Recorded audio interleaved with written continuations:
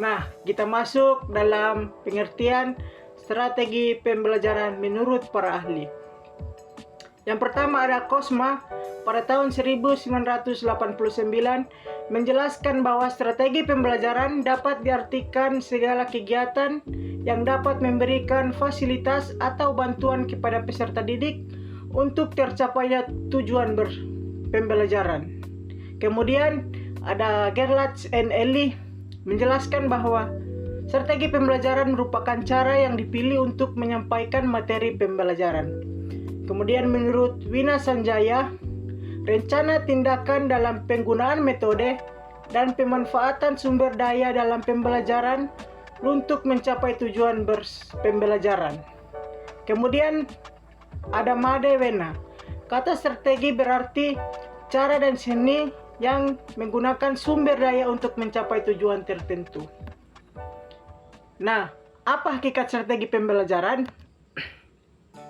Jadi, hakikat itu berasal dari bahasa Arab yaitu al-haqi atau kepunyaan kebenaran yang benar-benar ada. Hakikatnya strategi pembelajaran adalah cara atau metode sarana prasarana yang digunakan pendidik agar peserta didik dapat mencapai tujuan pembelajaran. Mengenai tentang hakikat dan strategi pembelajaran, di dalam ada kegiatan tentang belajar dan pembelajaran. Nah, belajar adalah kegiatan di mana seseorang membuat atau menghasilkan perubahan perilaku, baik itu dari pengetahuan, sikap, dan keterampilan, sedangkan pembelajaran adalah proses interaksi antara pendidik dan peserta didik, atau dapat disebut juga dengan proses pembelajaran. Kita masuk dalam tujuan strategi pembelajaran. Yang pertama, tujuan strategi pembelajaran adalah untuk mencapai tujuan pembelajaran yang meliputi beberapa indikator pencapaian hasil belajar. Yang kedua ada meningkatkan kualitas belajar siswa dan guru, juga memudahkan siswa dalam menimba ilmu. Jadi strategi pembelajaran itu akan selalu mengalami inovasi dan guru pun harus melakukan inovasi tersebut. Mengapa demikian? Karena strategi yang sama itu belum tentu akan berhasil pada konteks yang berbeda, pada waktu dan tempat yang berbeda. Itulah mengapa harus ada inovasi dan strategi pembelajaran untuk meningkatkan kualitas belajar siswa. Kemudian ada keberhasilan. Keberhasilan dalam proses pembelajaran dilihat dari hasil belajar, yaitu tercapainya indikator yang telah dimiliki setiap guru itu sendiri. Nah, jadi dikatakan berhasilnya dalam proses belajar mengajar, yakni jika tercapainya tujuan pembelajaran. Nah, tujuan pembelajaran itu memiliki indikator-indikator sendiri, yang mana indikator itu dapat dilihat di runtutan KI dan KD, yakni kompetensi indikator dan kompetensi dasar. Dan KI dan KD itu bisa dilihat dalam RPP guru itu sendiri. Kemudian ada membantu peserta didik lebih mudah dan terfokus dalam memahami suatu materi pokok dengan lebih cermat dan lebih kuat pemahamannya. Dan yang terakhir ada menggambarkan proses dan hasil belajar yang diharapkan dicapai oleh peserta didik sesuai dengan kompetensi dasar. Nah, kita masuk dalam kesimpulan kelompok. Strategi pembelajaran merupakan rencana tindakan dalam pembelajaran, termasuk menggunakan metode, pemilihan media, dan pemanfaatan sumber daya yang disusun untuk mencapai tujuan pembelajaran. Jadi, segenap upaya yang dilakukan oleh seorang guru pun ketika mengajar itu termasuk dalam strategi pembelajaran, entah itu strategi terencana maupun yang tidak terencana. Mengapa demikian? Nah, saat ini terencana itu yang tertuang di RPP gurunya. Sudah terpikir oleh gurunya bahwasannya nanti kita masuk ke kelas, apa yang kita lakukan sebagai guru, melakukan ini, itu, dan sebagainya. Contohnya, kita masuk ke kelas, murid-murid memberikan salam. Kemudian ada murid yang berdoa. Itu sudah disusun dalam RPP guru itu tersebut.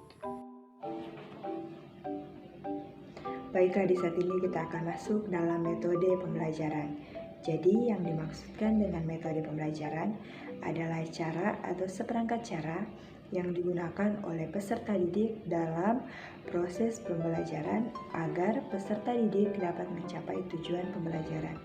Nah, di sini ada 4 macam metode pembelajaran, yaitu metode yang pertama ada metode ceramah, metode diskusi, metode simulasi, dan metode proyek. Kita akan membahas metode yang pertama, yaitu metode ceramah. Di mana metode ceramah ini merupakan suatu metode yang paling sering digunakan oleh para pendidik atau guru karena mudah dilakukan.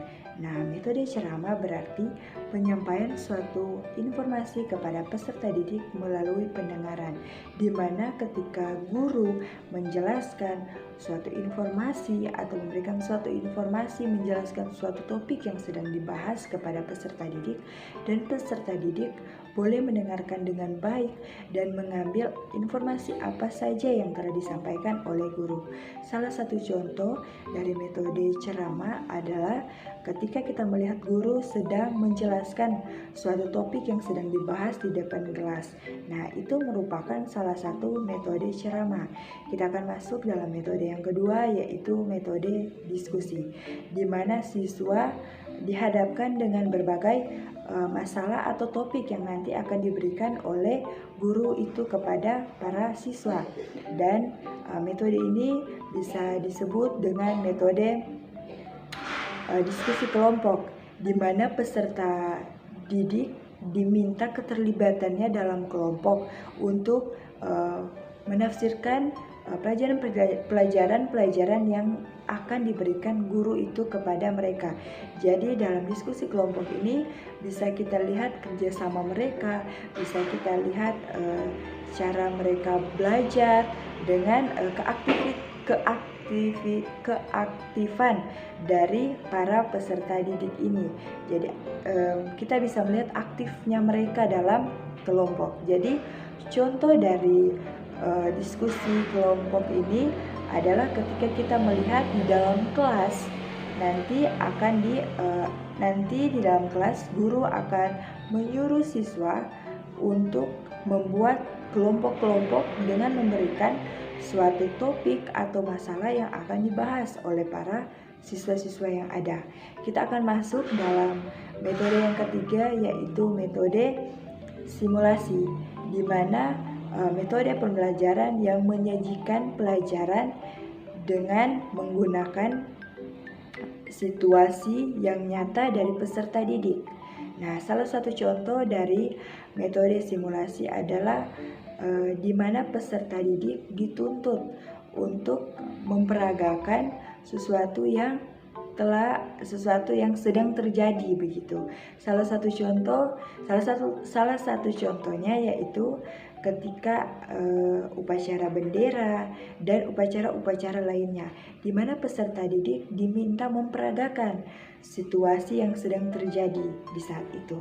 Dan kita akan masuk dalam metode yang keempat, yaitu metode proyek, di mana metode ini melibatkan siswa yang menjadi pusat pembelajaran, di mana guru memberikan topik kepada siswa dan siswa akan membuat suatu proyek dengan menghasilkan suatu hasil dari proyek mereka.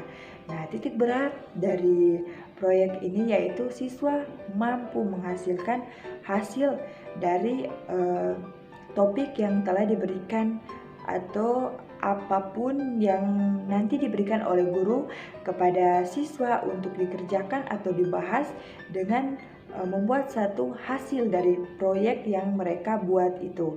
Nah, itu merupakan salah satu contoh. Contohnya yaitu terciptanya suatu hasil nanti dari apa yang mereka bahas atau topik yang diberikan guru kepada mereka. Selanjutnya kita akan bahas mengenai pemanfaatan media dalam pembelajaran. Terdapat 3 media dalam pembelajaran yang akan kita bahas, teman-teman. Yang pertama adalah media visual. Dengan menggunakan media visual, peserta didik akan lebih mudah memahami dan mengingat informasi yang disajikan secara visual.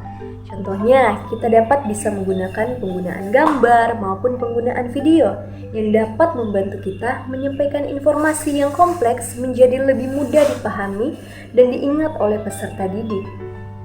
Selanjutnya, yang kedua teman-teman adalah media audio. Pendengaran adalah salah satu indera manusia yang kuat dalam proses pembelajaran. Audio dapat digunakan untuk menyampaikan informasi melalui suara, narasi, ataupun rekaman audio yang lainnya.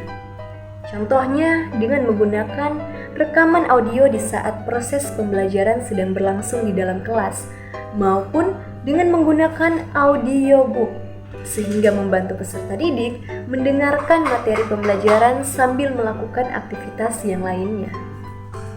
Dan yang terakhir teman-teman adalah media teknologi. Dengan adanya media teknologi teman-teman, dapat membantu pendidik maupun peserta didik mendapatkan akses materi pembelajaran dari mana saja dan kapan saja tanpa terbatas oleh waktu atau lokasi.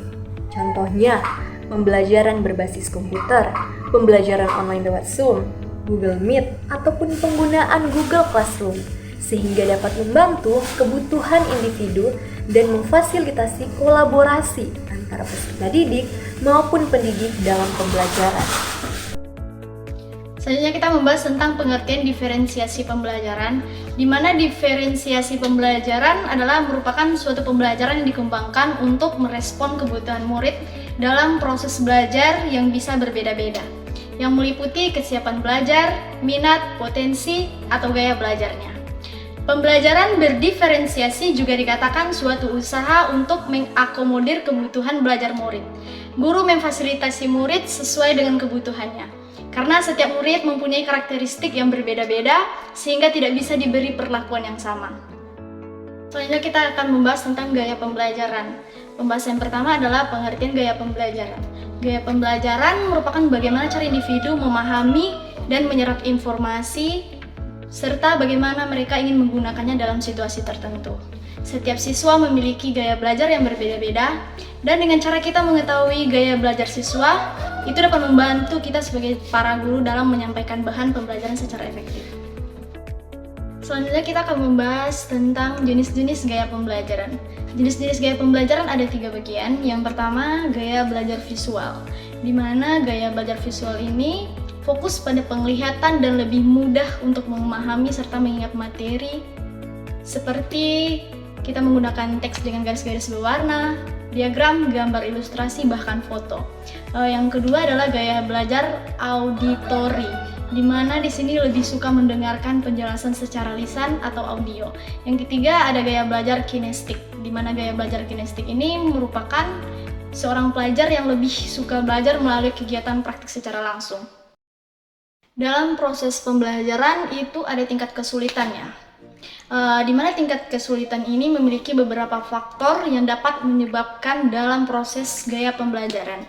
Antara lain, yang pertama adanya gangguan belajar dalam hal kemampuan menulis, di mana di sini bisa menyebabkan kesulitan dalam menyusun kalimat, mengatur paragraf, menggunakan tata bahasa, tanda baca, dan ejaan yang benar dalam bentuk tulisan.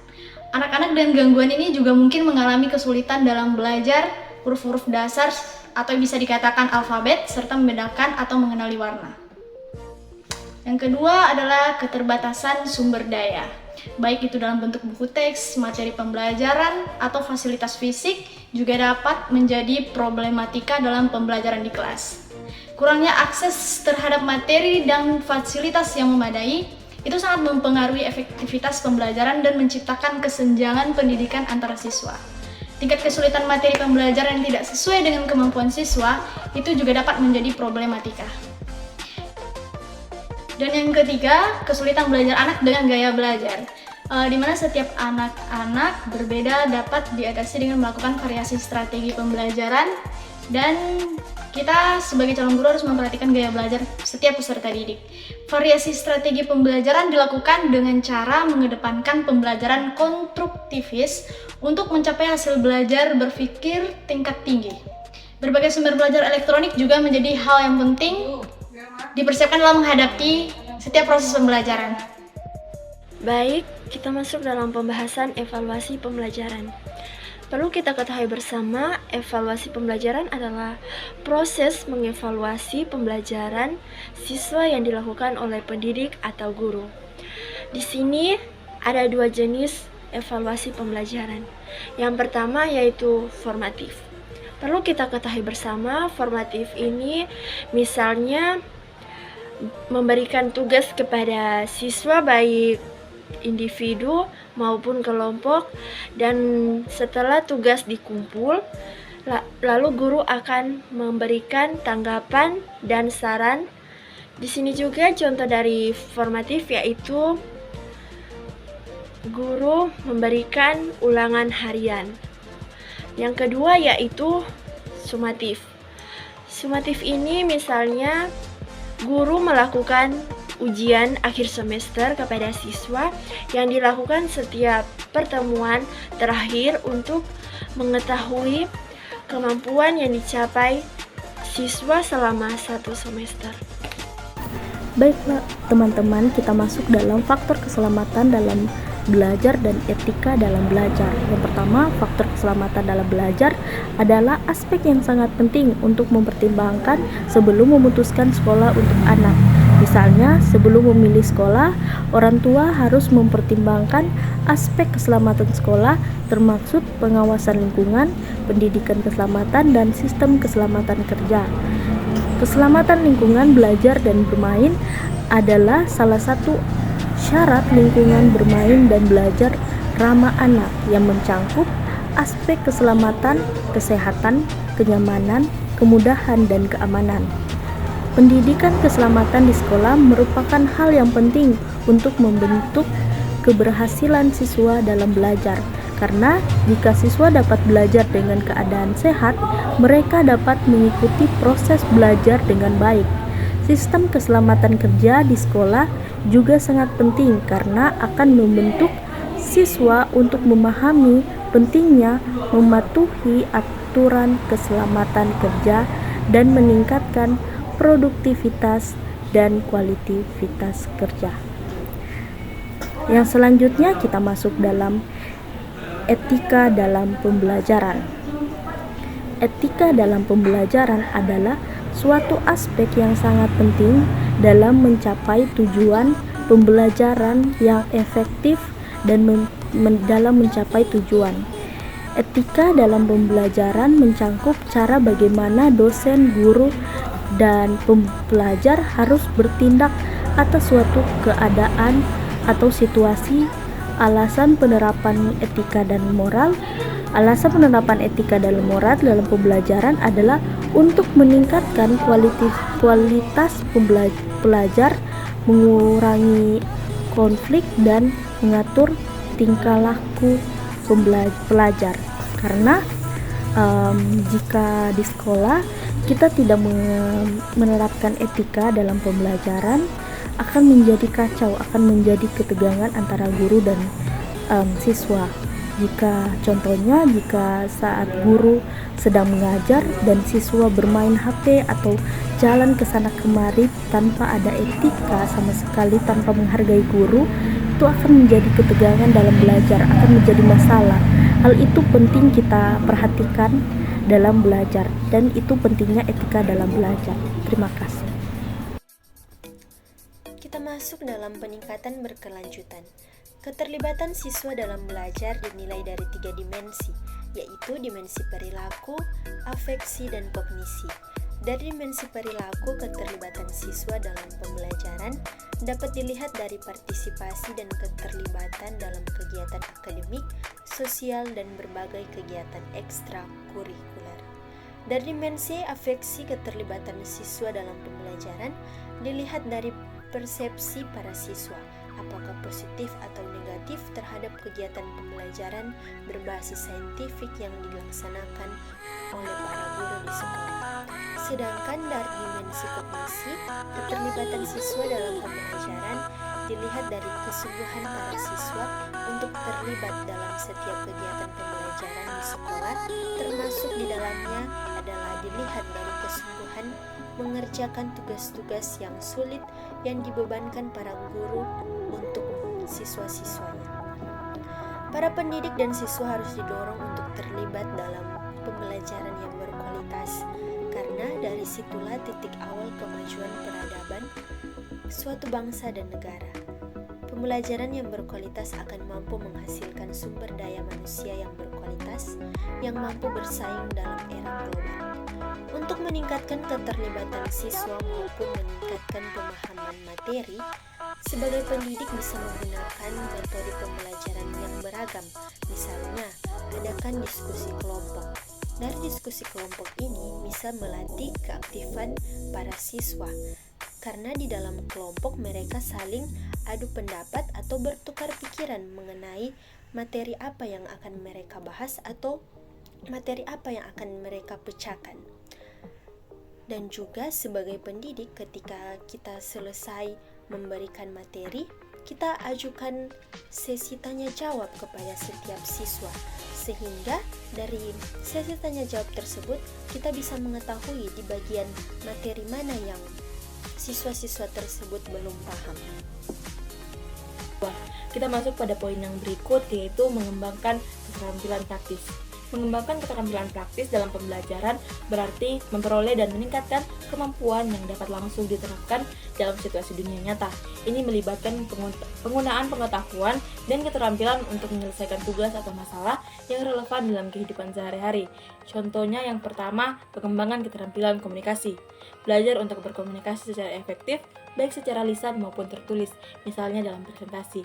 Yang kedua, pengembangan keterampilan kolaborasi, yaitu belajar bekerja sama dalam tim untuk mencapai tujuan bersama, termasuk mendengarkan dan memberikan umpan balik antara sesama pelajar.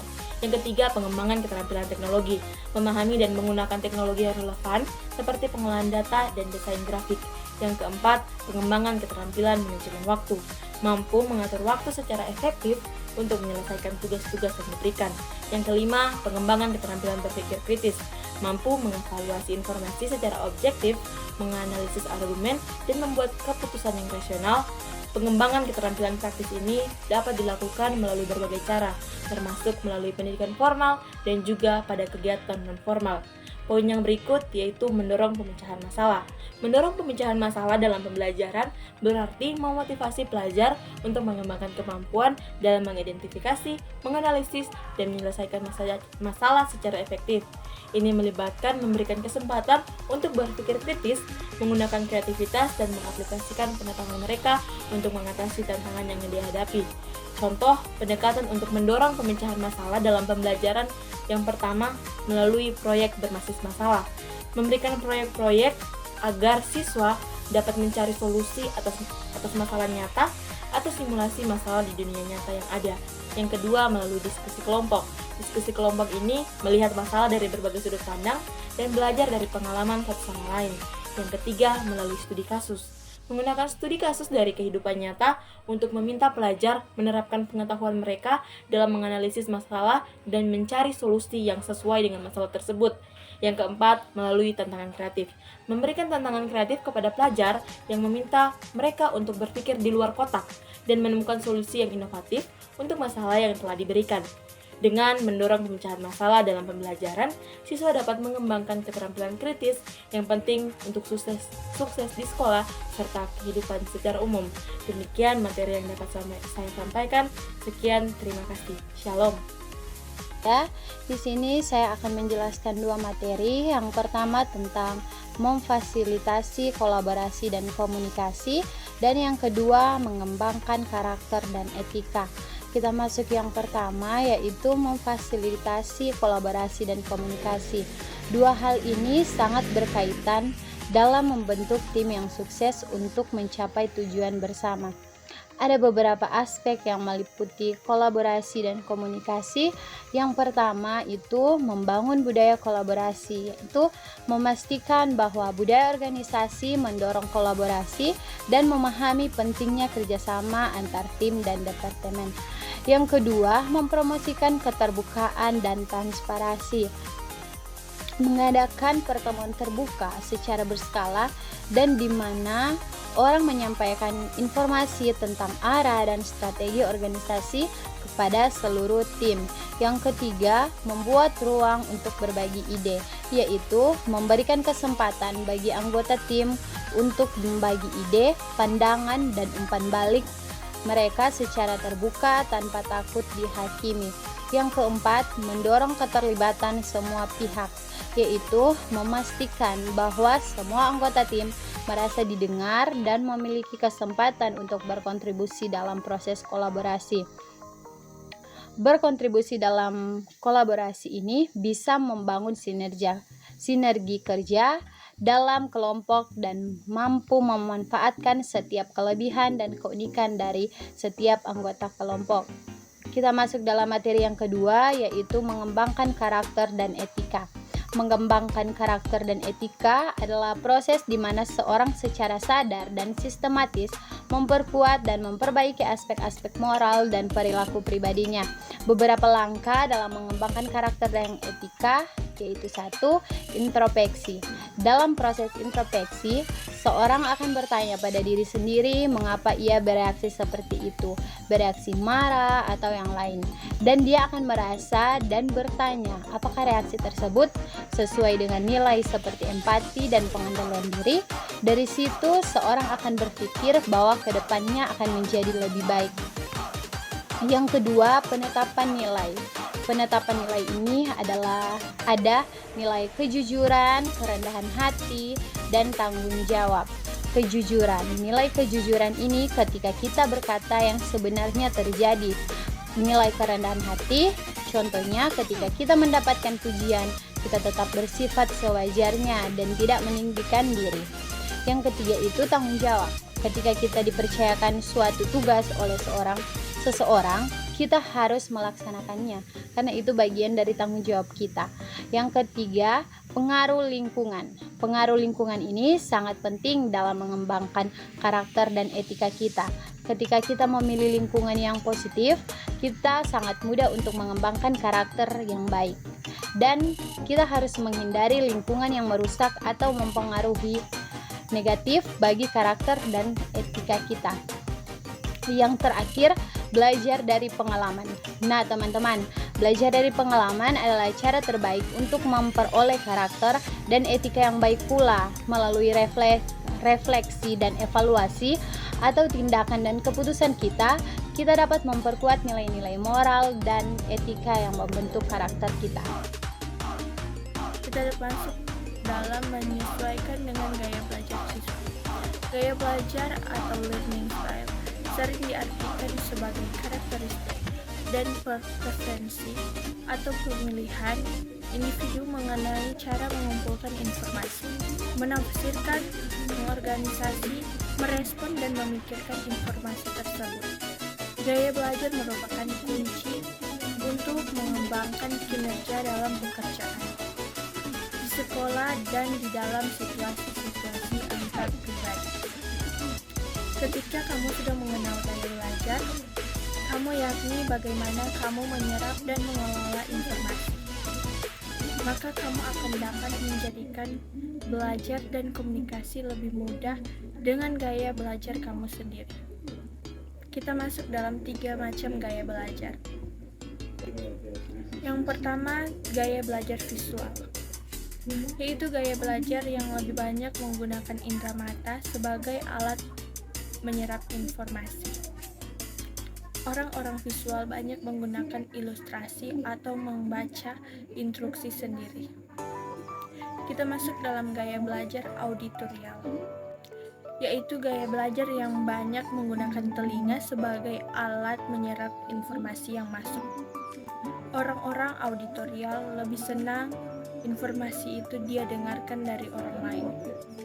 Kita masuk dalam gaya belajar kinestetik,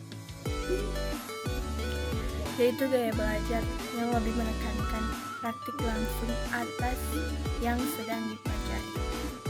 Orang-orang kinestetik lebih senang dibiarkan mengerjakan sendiri atau praktik langsung. Kita masuk dalam modalitas belajar dan cirinya. Lingkungan belajar berpengaruh besar kepada keberhasilan belajar. Karena itu ciptakanlah suasana belajar yang nyaman, sehat, dan santai. Lingkungan yang nyaman bersifat subjektif karena terkait dengan modalitas belajar. Jika Anda adalah seorang modalitas visual, pengingat-pengingat visual seperti poster, akarium, atau lukisan akan membuatmu memiliki sikap positif dalam belajar. Jika Anda memiliki modalitas auditorial, penggunaan musik untuk belajar atau suasana yang tenang, tanpa suara merupakan syarat yang mutlak untuk membantu Anda dalam berkonsentrasi. Jika Anda memiliki modalitas kinestetik, biasanya senam ringan diperlukan sebelum belajar. Bahkan sekadar melompat-lompat di ruangan belajar dapat membantu Anda berkonsentrasi dalam belajar. Kita masuk dalam bagian membangun rasa percaya diri. 2. Berikan kesempatan kepada siswa untuk memberikan pendapat. 3. Dukung setiap minat dan bakat yang dimiliki siswa. 4. Berikan apresiasi. 5. Jangan mengoreksi siswa secara berlebihan. 6. Berikan masukan yang membangun. 7. Hindari membanding-bandingkan siswa dengan siswa lain. Kita masuk dalam peningkatan keberlanjutan untuk merangsang kreativitas. Peningkatan keberlanjutan dalam strategi pembelajaran dapat merangsang kreativitas dengan menciptakan lingkungan yang mendukung eksperimen, inovasi, dan pemecahan masalah yang berkelanjutan. Ini dapat dilakukan melalui integrasian topik-topik keberlanjutan ke dalam kurikulum, mendorong kolaborasi antara siswa untuk menciptakan solusi berkelanjutan, dan memberikan tantangan yang mendorong pemikiran kritis dan kreatif dalam menanggapi masalah lingkungan dan sosial. Dengan memfokuskan pembelajaran pada isu-isu global dan lingkungan, siswa diinspirasi untuk menciptakan solusi yang inovatif dan berkelanjutan. Selanjutnya, peningkatan keberlanjutan mendorong pembelajaran seumur hidup dalam strategi pembelajaran karena mempromosikan kesadaran akan pentingnya memperbarui pengetahuan dan keterampilan secara terus-menerus untuk menghadapi tantangan dan perubahan lingkungan yang cepat. Ini menciptakan siklus pembelajaran yang berkelanjutan, memungkinkan individu untuk terus berkembang, beradaptasi, dan berkontribusi secara positif dalam masyarakat dan lingkungan mereka.